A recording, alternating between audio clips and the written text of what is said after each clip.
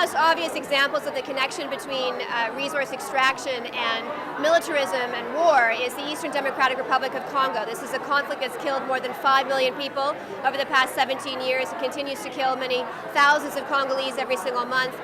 Many hundreds of thousands of women have experienced sexual violence as a result of that war. And if you look at where the pockets of violence and instability are located, they correlate very much with where we have mines, where there are extractive industries, and those mines are doing things like mining for coltan, which is a conducting element found in many of our cell phones, gold, diamonds, copper, tantalum, and that generates hundreds of millions of dollars for Congolese military groups and rebel groups and other groups that are operating in the area who unfortunately are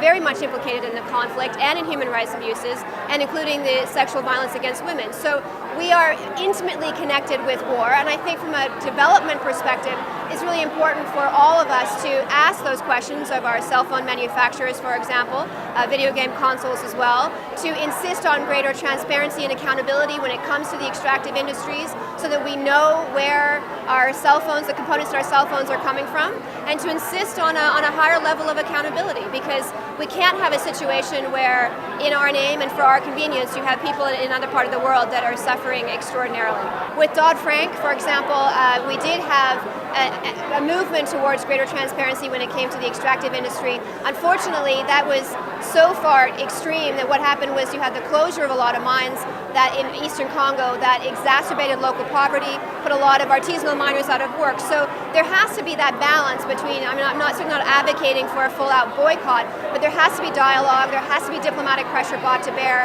and there has to be inclusion of those local communities so that they can actually realize their rights. And that means investments in education, that means investments in justice, that means creating opportunities for young people and ensuring that labor laws and human rights laws are being upheld in those circumstances. In Eastern Congo, we are piloting a program that's supported by the Wellspring Foundation here in the U.S. And what it is actually a distance learning program for young girls who are living in environments that are extremely unstable. They're not able to get to their schools because of the risk of violence, and they're falling farther and farther behind. So with the support of the Wellspring Foundation, we launched a pilot project about a year ago to do distance learning via radio. And so all of these young women and girls are actually having the opportunity to follow the Congolese curriculum to achieve their grades, and then they go for the testing, and then they're able to move ahead. And it's quite extraordinary. So there's a good example of how technology, and this is a simple technology that is everywhere in Africa, radio-based technology, can be used in really creative ways to allow young